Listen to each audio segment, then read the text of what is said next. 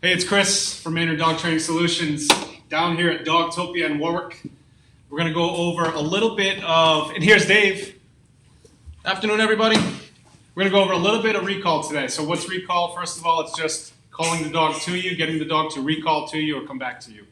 We're going to work with one of Dave's dogs here. I haven't worked much with her. I haven't done any recall with her yet, so this might be a little crazy, but you're going to get to see how it happens the way it happens for you at home. These are the kind of things you're going to see at home and what you're going to have troubles with.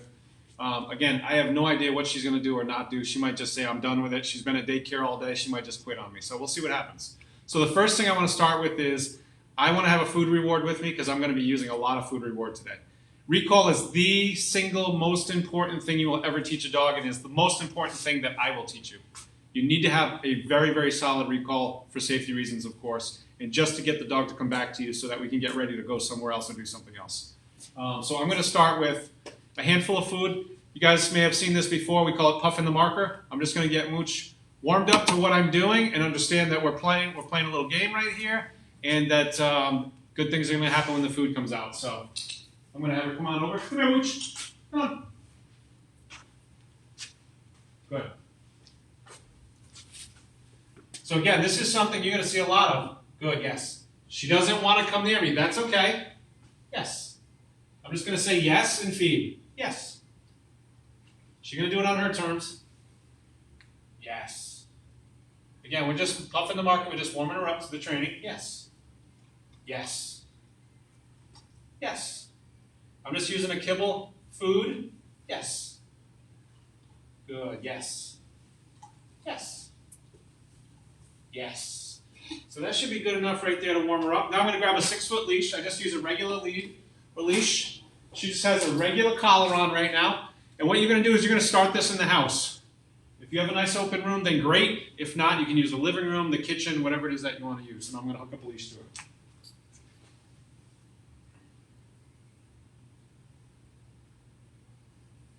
I don't want you to.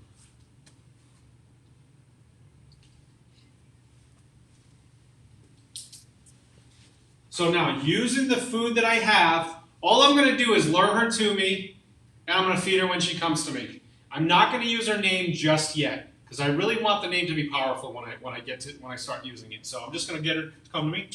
Come on, girl. Good, yes.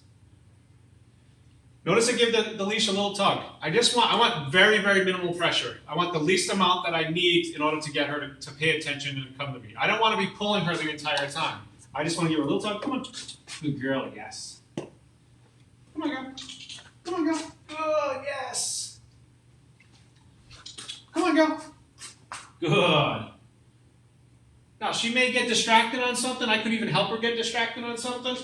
If I throw food down on the floor, I'll let her get distracted. And I'm going to start calling her name now. Mooch. Come on, girl. Come on, Mooch. Good girl, yes. Lots of enthusiasm, lots of food. The further away she is from me, the more work she does to get to me. Follow me here. So if I'm doing 2 feet and I call her to me, come on, girl, I might give her 1 piece. But if I'm going 6 feet, come on, girl. Good. Yes, good girl. I might give her 2 or 3 pieces. Come on, girl. Good girl. I'm just going to get her following me around. Good girl. Yes, good girl. So what I'm going to do now is I'm going to switch this out for a longer lead. The reason why I do this is I want her to really get distracted. I want her to move around. I want her to do the things that she wants to do. And I want to be able to just get her back to me. But it also gives me a chance to use a different range in the house to start with. So she can just get distracted.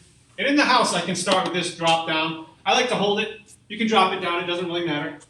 Come on, girl. She's already very interested in me. Good, yes. Remember, she returns to you. She gets a nice, good, enthusiastic yes. She gets some food. Come on, girl. Good, yes. I'm going to let her get distracted again. Maybe she has a favorite toy. Maybe she's in another room. Maybe she's barking at the window, whatever it may be. I'm going to let her go off. I'll throw some more food down. Come on, Mooch. Come on, girl. Good girl. Good, yes. Again, if she's not listening or she's not coming to me, I get to use this lead as my pull. I'm just going to pull it towards me. Good girl. As she gets better, I can just drop it.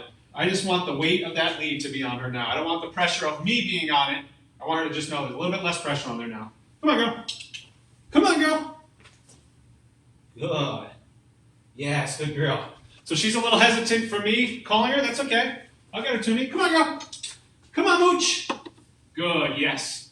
Again, if she gets distracted and she goes away somewhere else, I can still cut this thing off somewhere. I can get to it. I can grab it. I can pull it with me. Come on, girl. Come on, girl. Good girl. Yes. Now, once we finish inside, you're calling it back and forth to rooms. I can drop this off now. Let's say she's getting really good. I'm going to leave her off this thing now in the house. I'm going to call her room to room.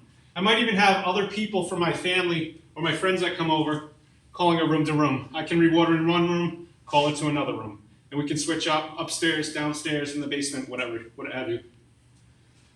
Now, once we're good in the house, now we take it outside. And when we take it outside, we start all the way over again from the beginning. Put the 6-foot lead on. She's going to come back and forth. You can let her get distracted, call her back in. Then you're going to pull up on the longer lead, or a piece of rope will work as well. If you have a 50 or 100-foot piece of rope, it's a lot cheaper than these leads are. And the same thing, you're just going to lure her back and forth.